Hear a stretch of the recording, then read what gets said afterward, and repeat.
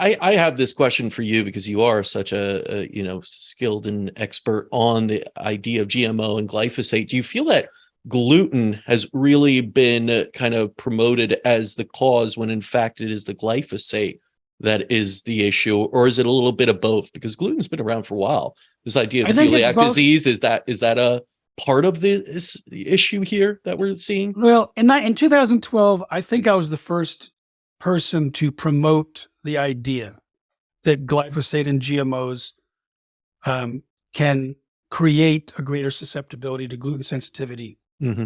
And I remember calling up gluten guru Tom O'Brien and said, I'm about to do a press conference with Mark Hyman, sponsored by Mary's Done Crackers in New York, called Beyond Gluten.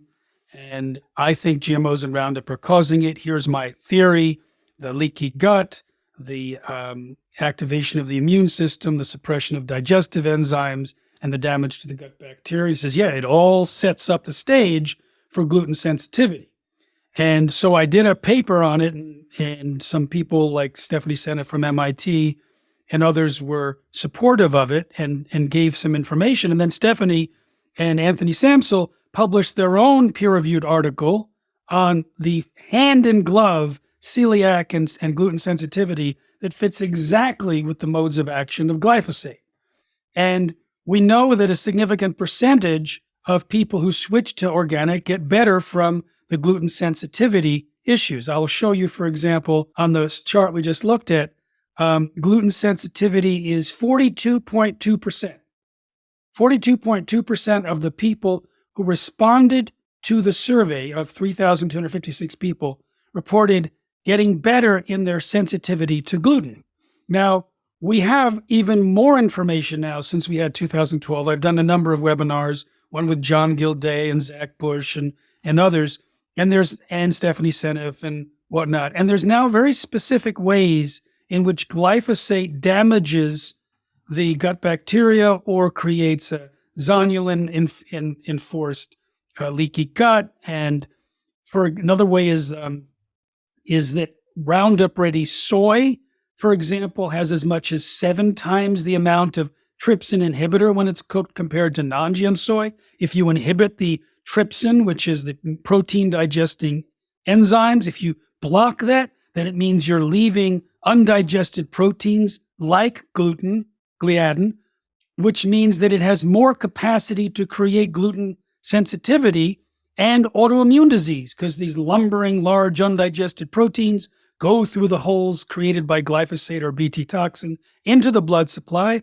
Then the immune system sees them as invaders, takes a picture with their iPhone of the intruder, posts it on the internal Facebook, and says, anyone that looks like this, attack. But it's a blurred iPhone, and it looks like the thyroid, or it looks like the pancreas, and now the body's attacking itself because of old iPhones used by the immune system. But so basically, we have a situation where glyphosate and GMOs and Bt toxins set up the human condition for food sensitivities and autoimmune disease, which are all on the rise, including, as we say, gluten and milk and all these.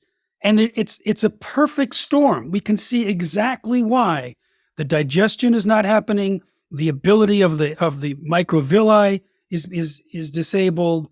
The gaps occur inside and between cells if what we think is happening is true. The protective layer, the mucal layer of the gut is damaged because of the micro antibiotic effects of glyphosate. And you can see what happens with glyphosate.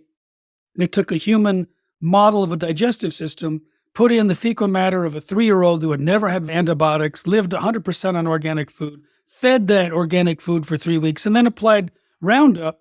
And the changes that occurred in that gut, I went through it with one of the scientists, and we went through the 28 different conditions that people reported getting better from: digestion, fatigue, obesity, brain fog, anxiety, depression, food allergies and sensitivities, memory, joint pain, seasonal allergies, gluten sensitivity, insomnia, hormonal problems, musculoskeletal pain, autoimmune disease, etc. I haven't finished it, but there we go.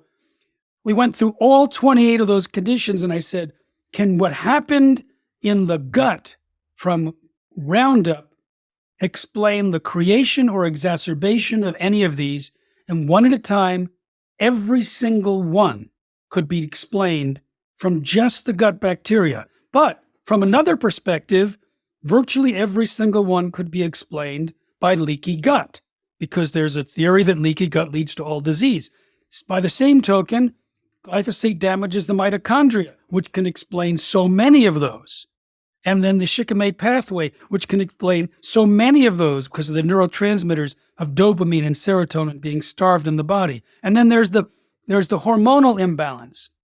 And then there's the inability to absorb minerals because the minerals are now bound and chelated by glyphosate, which can explain so many more.